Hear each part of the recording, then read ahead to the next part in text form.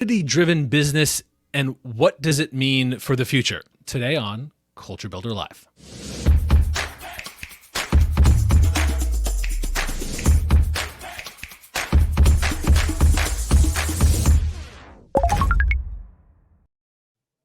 Hey, I am Chris Wink. I'm the CEO and co-founder of Technically, here for Culture Builder Live, conversations on building better companies. I am very pleased to say that I'm joined by Mr. David Spinks, who's the co-founder of CMX, VP of Community at Bevy, and the author of a new book, The Business of Belonging. Hey there, David. How's it going? I'm pleased to be here as well. Well, you're here at the big time, so how couldn't you be pleased? You have this new book out, The Business of Belonging, that I'm quite personally interested in, because you're making this case that's running with a lot of themes, that the word community isn't some purely civic or nonprofit endeavor, but a very real business case. And I wonder if you could start a little bit about business of belonging. What does that mean for you? And perhaps just to start it out, what do we mean by community driven business is kind of like a level set? Yeah. Yeah. So, I mean, even in the title, what excited me about the title is that tension of the words business and belonging, which for folks like you and I who have been in this world, in the startup world for a long time, but are also very human and people driven, we've kind of always taken a very community, human driven approach to business. But there's this feeling that people have of, well, you can't mix belonging and business, right? Like business is very cold and transactional, and community is very human and emotional. And I challenge that assumption in the book, because I think that businesses have an incredible opportunity to build real, meaningful community. I think if every business in the world actually became community driven, it would have a massive positive impact on the world. And I think that you can have both. For communities, for anyone who's building community, it's actually critical that they figure out a sustainable business model that allows them to continue to invest in their community and grow their community. Even nonprofits, even people who just run Facebook groups, I've spoken to countless of them who have just been completely burned out because they didn't have the resources they need to maintain their community and invest in it. So the way I see it is, a business is essentially another kind of community, and every community out there needs to figure out a sustainable financial model. And I give you the playbook for that in the book.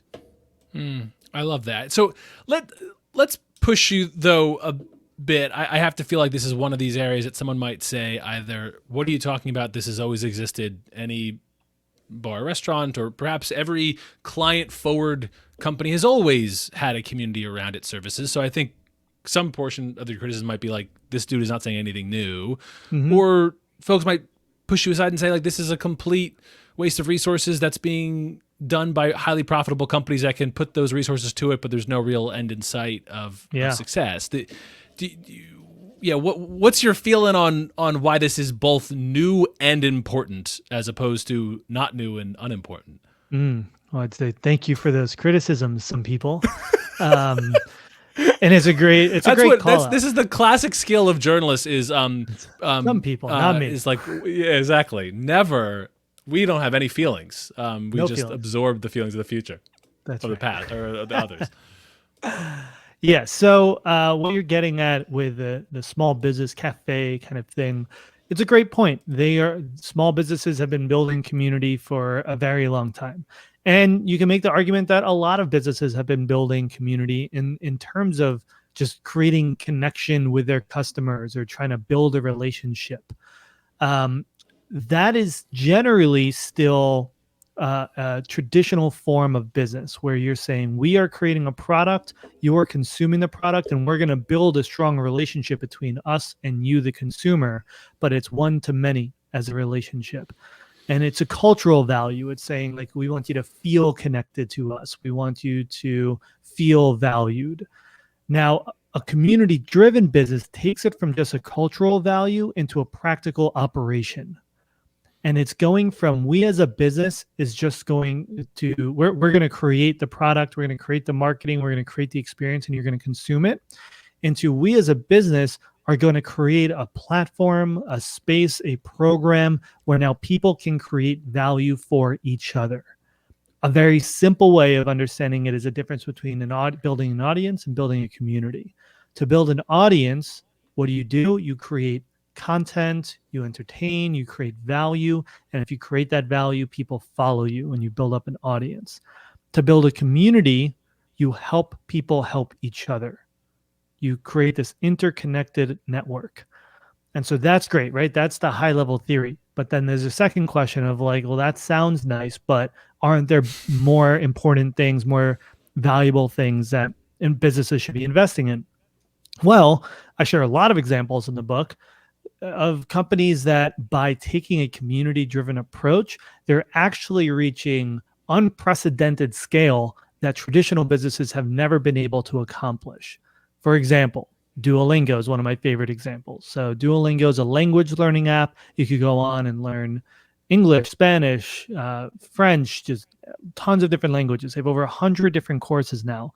And they develop those courses with the community. They said, if you speak both of these languages, then you can contribute to this course.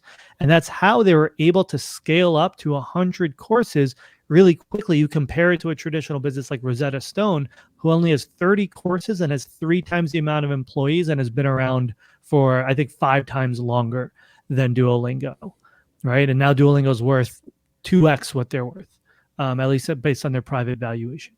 And then you go into how they engage with their community. So you can only learn so much of your language on the app because it's just teaching you definitions, sentences. Of course, to really understand a language, people want to practice it.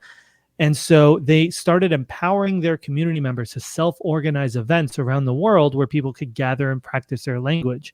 And at their peak, right before COVID, they were running 2,600 events per month with a team of 3 community builders running that program. So that scale just is not possible in a traditional business who says we have to create all the value and you consume it. How many event planners, how many operators, how many managers, how many tools and resources would they have had to build in order to run that entire program? It never would have happened, right? Resource constraints would be the bottleneck. But because they empower the community, create that value for each other, they were able to basically scale it indefinitely. As long as there's people motivated to contribute, they could create that value for each other. And it turns out you can apply that methodology to virtually every part of your business, from support to your product to acquisition and growth to like creating content to customer loyalty and like gathering people around their common interests, customer success. Every part of business can be accelerated and amplified and scaled by taking a community-driven approach. David, your book comes at a really interesting time. I'm personally quite interested as someone like a decade or so ago, starting a local community news organization that said we had to be part of a community for this to work in this new era, that we had to be, doing work, serving a community. It was like, felt still very strange then. But today, thanks to people like you and others who've done a whole lot of work, this word community is being taken back. There are a couple new VC funds that have used as part of their investment thesis the idea that community is a strength that they are looking for. You are not alone in sharing the idea that community business is having a moment. I wonder why you think that's happening now, and is this still a hypothesis, or do we know that this idea of community-centric businesses is a necessary component of a business to thrive to its greatest potential? Yeah, it's a great question. I've always been of the belief that it's necessary. Like, this is what I believed would happen since I started CMX 7 years ago, since I started doing this work 13 years ago. It's was clear that this was a direction in my mind that things were going. Why? Because if you look at the trajectory of business since the Industrial Revolution, essentially, it's been moving more and more in the direction of consumer power, of customer autonomy and enablement, right? So if you go back to the Industrial Revolution, there was no internet. There was no real way for people to share information with each other. The company was in power, and so you would buy the product. If you didn't like the product, you didn't really have a lot of options, right? We think of customer support today as this like commonplace thing. But even that, until Zappos Mm, came through and made it something that was a competitive advantage with, their delivering happiness methodology, all of a sudden now every company has like goes above and beyond to make their customers happy. But that was a radical idea 15 years ago, even 10 years ago. And then we moved from customer support into this customer success movement. So now it's not just enough to respond to your customers and give them value that way, but now companies are starting to proactively teach them, educate them, support them, ensure that they can be successful at using the product and grow in their careers. They invest in them as a person, not just as a customer. And I think community is this next and frankly the ultimate phase of moving this power in this direction of consumer power and customer power, where now it's not just that we're trying to make them successful, but we're actually giving them ownership. We're letting them build and create. They're part of creating the business itself. And so I think that's the long-term trajectory we've been on. And then COVID hit, and that just accelerated things. I think we're 3 years ahead of where we would have been now because of COVID mm, in terms of the community industry, because overnight, all of a sudden, companies had to figure out how to create engagement online. They had to move all of their events online, which for whatever reason, they were thinking of their conferences and events as like marketing before, but when they bring it online, it feels more like community. I don't know why that happened, but I mean, the industry has accelerated rapidly in the last year because every company, without exception, is trying to figure out how do we engage people more consistently in a better way online, and community was the obvious solution for that. And so that's a trajectory we've been on, and I think it'll be very interesting to see where we go next. mm. I I want to return to that note of what happens next, but something that comes to mind certainly over the last, even just short 10 to 15 years of tracking really inspiring movements that tend to perhaps inevitably get watered down in their Totally. application over time. Co-working, oh, we're going to come together in a few, huge moment, and like it or not, though there are certainly some holdovers. That word is somewhat, I'm going to get yelled at by readers, but somewhat been taken over by a commercial real estate industry that says like there's nicer lighting in our place and we call it co-working. And I feel like there's a few movements like that there's this incredibly inspiring rallying cry. There are people who mean it and live it.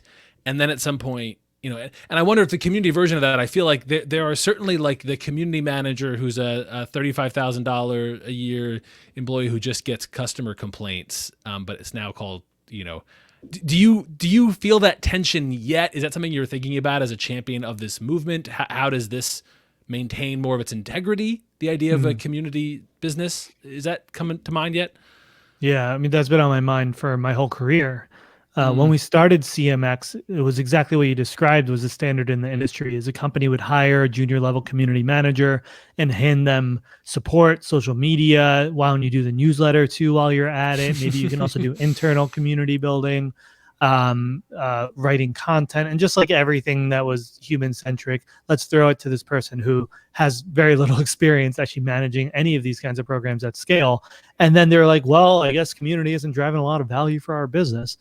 And so it's that chicken or the egg where it's like, you're not going to get value unless you invest resources into it, but you're not going to invest resources into it unless you're seeing value.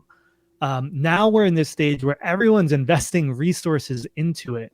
We're in this, I think, very key window where you don't actually need to prove the value up front necessarily to get buy-in to build community at a business today. I think companies are hiring at a rate we've never seen before.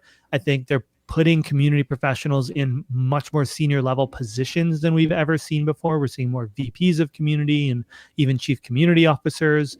So businesses are bought into the narrative. They're bought into the story.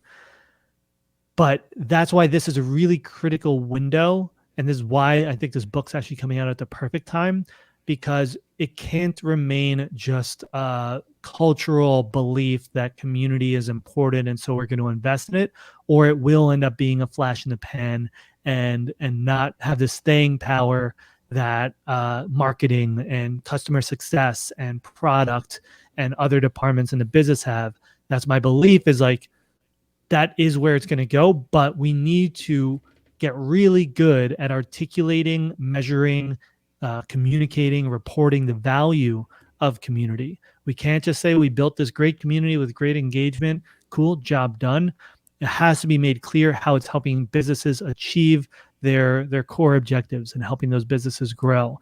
If that happens, then I think community will have a seat at the table for ever, for the future of business.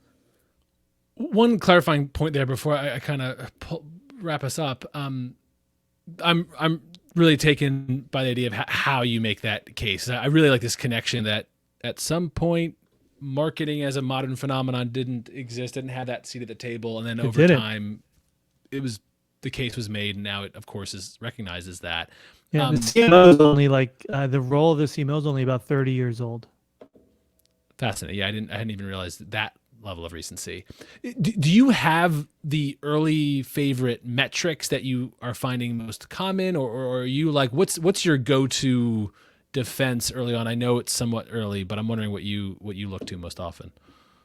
Yeah, so the key is to not use community metrics to communicate business value, because if your CMO walks into the room and says, "I'm going to my board meeting this week, and I need to show them the value that community has had for our company," and you say, "Well, we have 30% of our users are active in our community, and we 40% of our event attendees have returned for a second event. It's really exciting. We have an engaged community." They're not going to bring any of that data to the boardroom, because that's not going to matter there. You have to tie it back to actual business objectives and business metrics. And so, and it's not anything new. It's existing business metrics, because again, community isn't like this completely new value that businesses are trying to measure. The businesses care about the same things that they've always cared about. Community is a new methodology and a way of achieving that at this really high scale. And the framework that I share in the book, and I kind of referenced it earlier, but I didn't speak to it as a framework, is something called the SPACES model. And so those areas I listed up before, SPACES stands for support, product, acquisition, contribution, engagement, and success. Okay. And so community is going to drive one of those objectives, usually multiple of those objectives. I recommend, if you're just kicking off your community program, start with one. And in the book, I actually share a table where for each one of those objectives, 3 metrics that you can use to track the business value that community has for the business, right? And so the SPACES model is, I think, where you should always start, because the beauty of community is there countless different ways to build community. You can launch an online forum, you can host events, you can host a conference, you can start a council. There's so many different ways, because all community is bringing people together, making connections between people, giving them an opportunity to contribute and be involved. And so there's tons of ways to build community. So don't lead with tactics to say like, well, we're going to do this event and then figure out the business value.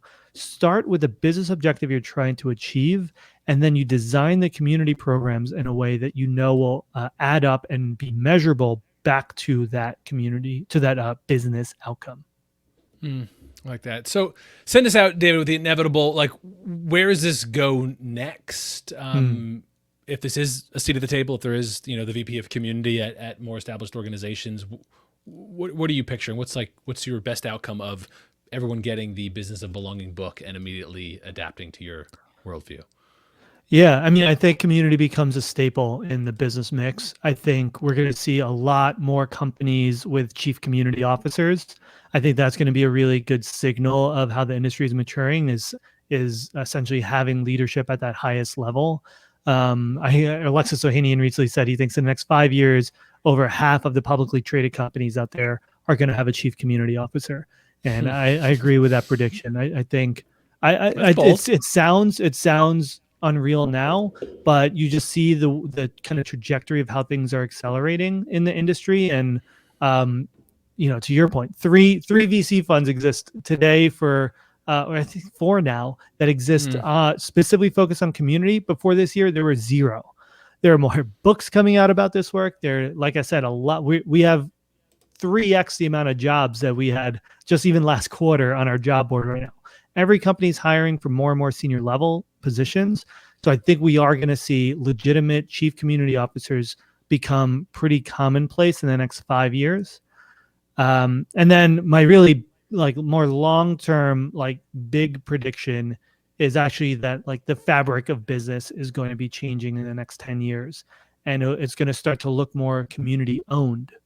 And so community driven essentially says like, well, we're going to build community, we're going to engage community, and we're going to activate people to give them the opportunity to contribute, play a role, host events, answer questions on forums, be a part of this community, come to events. There isn't right now really great mechanisms for giving people who want to contribute to the community ownership in the business. And we're starting to see that through crypto. I think it's going to start out with more of just like social fundraising that we're starting to see, like crowdsource fundraising, because now anyone can invest even like $1,000 into the company, and so they'll be able to invest money and be able to get ownership in the company, which we're seeing with companies like Gumroad just did a round like that, raised I think over $5 million from the community, that now the community is ownership in the company. But then to take it that step farther is to say when people can be rewarded with ownership for their contributions. And I think crypto is probably the best solution we see right now for providing that mechanism of tracking that and actually distributing ownership. I think businesses are just going to be community owned in the future. David, thank you so much for that perspective. Thank you for being here for Culture Builder Live.